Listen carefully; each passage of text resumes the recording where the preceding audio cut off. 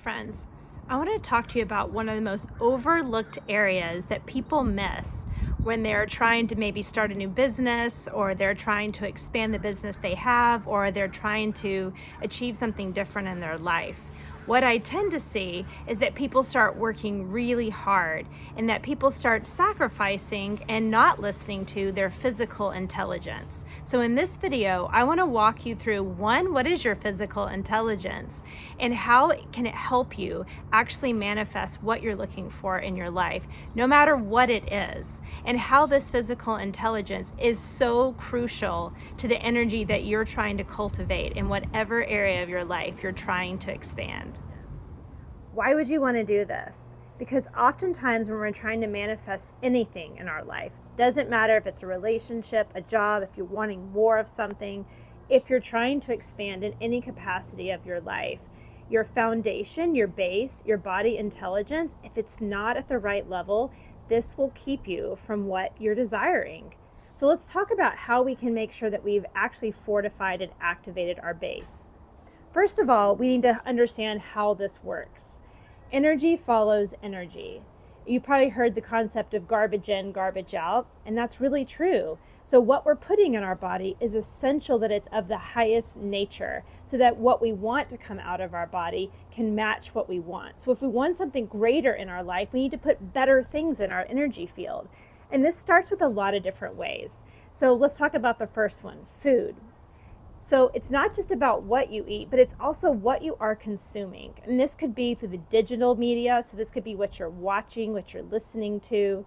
This could be the people that you have influencing you, the people that you're around, what you're listening to, the voices that you're hearing. It's whatever we're putting into our system. It is the food that we eat, but it's more than the food we eat. It's what are you consuming into your body. That is one of the first ways that you want to fortify your base, is put in the best that you can. This is not to say that you can't ever have dessert or you can't ever have enjoyable things to eat, but it's that look at the average of what you're putting in. And again, if you want to be more, if you want more in your life, you have to put in higher quality intake. And that goes down to your food, down to what you're listening to and the influences that you have around you. The second thing is is your relationship with rest. Sleep is a huge part of this, and you probably heard this, that resting and sleep is vital to recovery, not just after we exercise, but we have to rest and rejuvenate ourselves so that we can operate at our best. So working more hours, trying harder, doing more. If we're depleting our system, we'll start to deplete our adrenals, and then actually the energy that we're circulating, that we're trying to produce this greater effect, we'll have negligible results. So it's like we'll work harder, but we actually will get less from the effort that we put in, because again, the energy that's coming from is an energy of depletion. So allowing yourself to rest, allowing yourself to sleep, allowing times when you're not being productive. This is hard for our minds because we've been programmed that if we work harder and we do more, that we'll produce more and that we'll get more. And that's simply not true. That resting is an important part of the energetic resonance of saying, I'm abundant, I have enough, and I can take time to take care of myself. It echoes our self-value.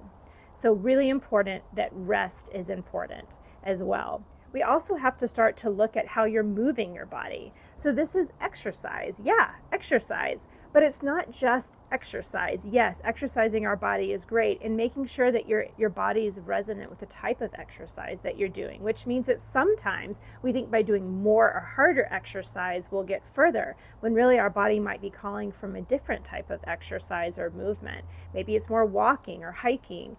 Maybe it's more yoga instead of more high intensity. You have to listen and attune to your body, not what your mind says, what your body's calling for. And what you might find is you get better results when you actually attune to what your body needs, because sometimes your body's processing and doing a lot of other things and it needs more energy. So the movement needs to happen to move energy through your body, but it doesn't have to be so depleting. So it's not only moving your body, but it's also the pace at which you're moving through life. It's looking at, are you operating at a really high, too fast pace, a really disconnected, disjointed way of moving through life? Like will follow like. And so again, what you will produce, what will come out of you will be of that same energy. It's also the connection you have to your body. And this is where things like pain, dysfunction, tension starts to come in. Those are signals of your body to say, stop, time out, something needs to be adjusted. And the something might be in the choices that you're making, the beliefs that you're exercising, the emotions that are moving through your body that are trying to tell you that there needs to be a course correction. The body is a mirror, an exact mirror of what's going on inside you. So when you're having pain and tension, there's something you're resisting. There's something that you're over-efforting or struggling to do. And if we can stop and pause and listen to our body's intelligence and ease up or allow the tension to be relaxed, then oftentimes, again, we allow the body to be fortified and we allow that intelligence to be supportive. It's really your body trying to support you with what you want. Your body's not the obstacle. But oftentimes we see it as that because we're like, I got to get rid of this pain. It's not just getting rid of the pain, it's listening and understanding, why am I in pain? What am I doing that my body is not resonating with? What am I feeding it that it doesn't need? What influences around me are causing myself to have tension? It can even be great to even look at where you're having the tension or the pain or the injury. What is it keeping you from? Those are vital clues to where there might be imbalance in the body. Oftentimes, for example, tense shoulders means that you're shouldering too much of your life. You're doing too much. You're over-efforting. Sometimes the headaches are overthinking or trying to figure things out and not relaxing back into the trust, into your intuitive abilities and creativity. So oftentimes, again, that pain is really mirroring something. It's really showing you something. Not being able to digest food. If your digestion is sluggish, what in your life are you not digesting? What lessons or what messages are you not listening to? So again, if we trust that life is inherently working for us, our body is no different. It's working for us too, and it's just the roadmap or the landscape to reveal to us where are we in relationship to what we want. So if we're experiencing depletion, if we're experiencing pain, if we're feeling we're not having the energy that we need, or we're feeling overworked or over anything, it's a time to sit back and feed more nourishing things. So how do we know if things are working or not working? The way we know is how it feels in the body. Now, we could say something like, if I ate perpetually ice cream, I would always feel good. Well, not necessarily, because if we really pay attention to our body's response, eventually the over sugar would make us feel sluggish and de-energized. We may not feel very good in our body. So again, if you really slow down and pay attention, your body will always show you physically how you're feeling. Also, it could show you emotionally, things that we do emotionally. Some things that we do with our body emotionally feel good, and sometimes they emotionally don't feel good. Another way to indicate how well you are in relationship is the energy. There are certain things that give us energy, and there are certain things that deplete our energy. And we have to be mindful of those energy depleters, or even the neutral things, to be honest. Because again, if we're wanting more, we want to get things that drive energy, that generate energy. These are doing things that are fun and produce good emotions. And sometimes that's resting, or that's spending time in nature, or that's doing things that don't innately seem like they're productive, but they boost how you feel. They give you energy, they revive you, and then you have more storage to do what it is that you want to do. So in summary, if you are desiring to manifest anything in your life, the first place that we have to start is our physical vessel. Think of it as being like a computer system, right? You can't use a really advanced operating system on an old computer, or a computer that has limited capacity. It's the same way in our life.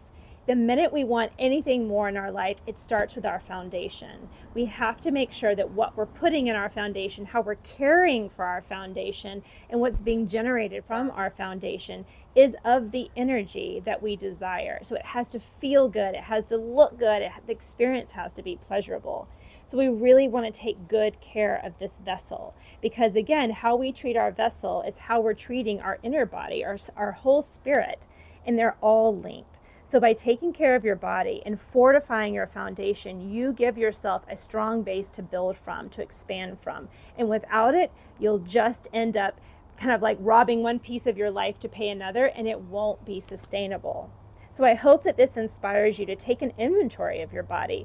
Note your sleep, note the food and the sources of what you're feeding yourself.